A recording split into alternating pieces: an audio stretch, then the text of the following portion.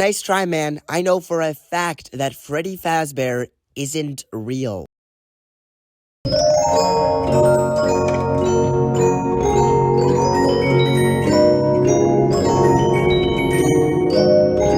So, it's Five Nights at Freddy's, the game that just keeps on gaming. The original game came out 10 years ago when I was 6 years old. Wow, that's weird to think about. And now we're finally getting Secret of the Mimic. I couldn't get a good trailer shot, and all of these trailers were in the way, but you get the point. And I'll admit, the storyline at this point is getting very complicated.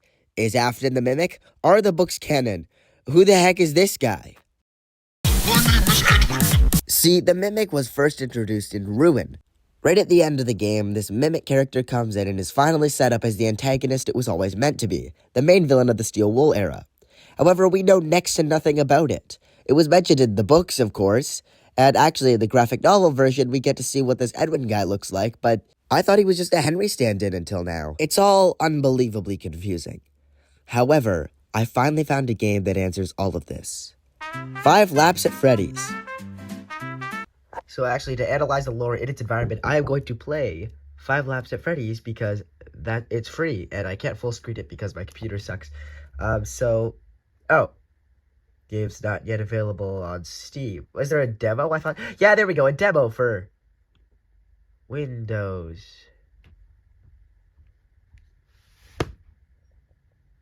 I hate everything forever. But all the lore comes from this billboard. Wait a minute. Zoom in. Enhance.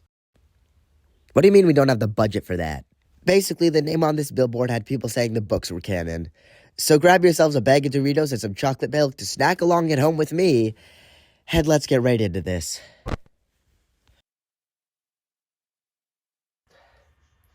Now, are the books canon? This is a rather touchy subject because there's a lot of people that feel that the books are undoubtedly canon, and I get it. We all just want something to be canon. We want to know something about this franchise, but unfortunately, that's just not going to happen. There's no way that Scott would give any of the books lore importance because that's what the games are for.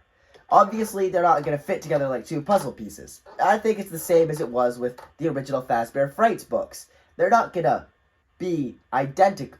They're not going to be identical, but they are going to kind of give us hints and push us in the right direction.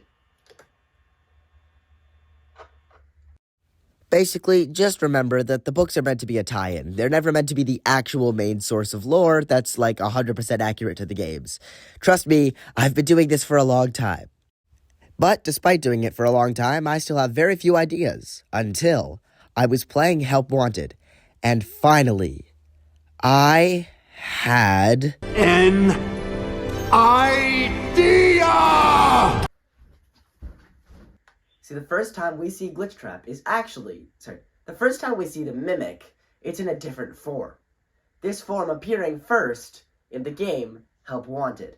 Released on the VR, it was the first game made by Steel Wool, which kind of represents this first arc in which the Mimic was introduced. Now, one of the most important things to remember is that this whole Mimic arc is the Steel Wool storyline. When Scott went back to Click Team for games like Into the Pit, the Mimic story was kind of dropped because that's Steel Wool's thing. We do see the Mimic in the first game Steel Wool ever made for Fnaf, and that is Glitchtrap. You can't see him, but it's like when he's walking down the hallway. I've got like all but 2 of the tape, so he's like right there. This is very cool for me. You guys can't see anything though. Do I have a physical Glitchtrap? Oh wait, yeah. First time we see the Mimic. Glitchtrap.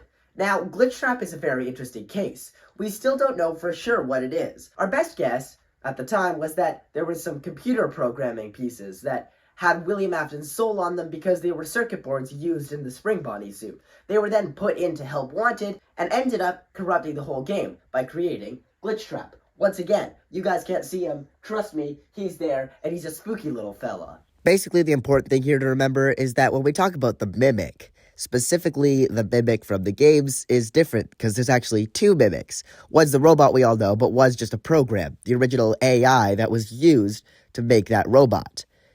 Yeah, learning AI. And even at the time, the Mimic seemed like a possibility.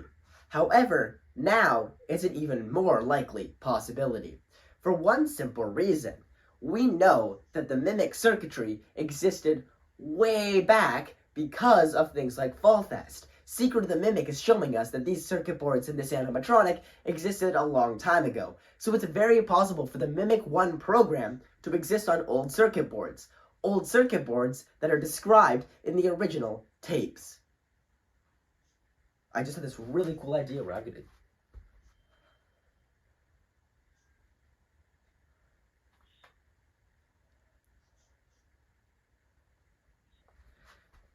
Old circuit boards exactly as described in these tapes. I heard a pretty heated conversation this morning between Dale, our manager, and someone else on the line. Old circuit boards exactly as described on these tapes. The drawers have been emptied out. Someone was here. I don't think it was spring cleaning either. No. There was plastic on the floor. Okay, I can't find which tape it is. I'm in the tape. Oh, I could just impose the audio afterwards. I'm so silly. Okay. My bad, guys. I'm a goofy little goober. This is what gave birth to Glitchtrap. Here's my evidence for this. Notice what Glitchtrap is. Not Spring Bonnie, not Spring Trap. Specifically the original costume used at Fredbear's Family Diner before the merger between William and Henry.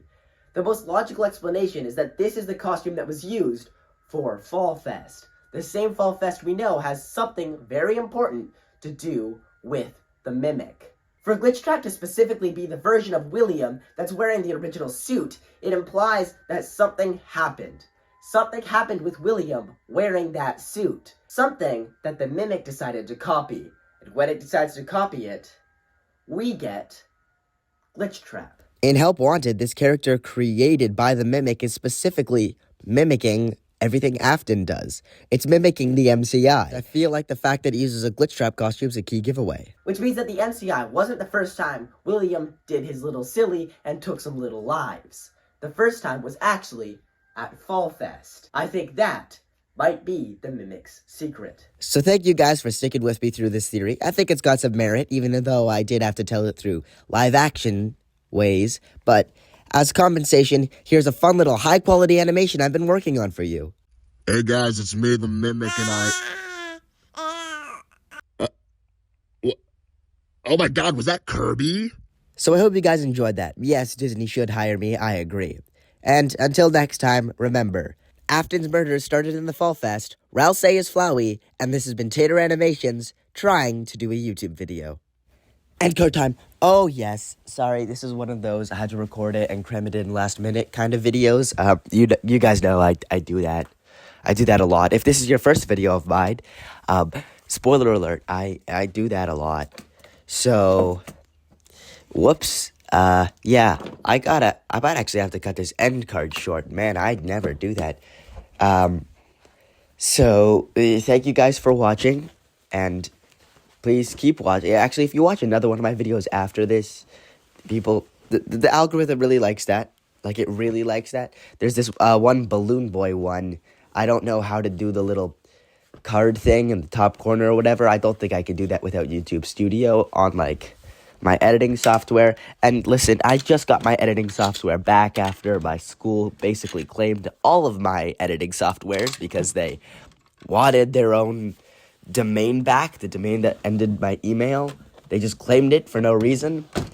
We're still dealing with the problems that comes with that. But the point is, everything can be solved.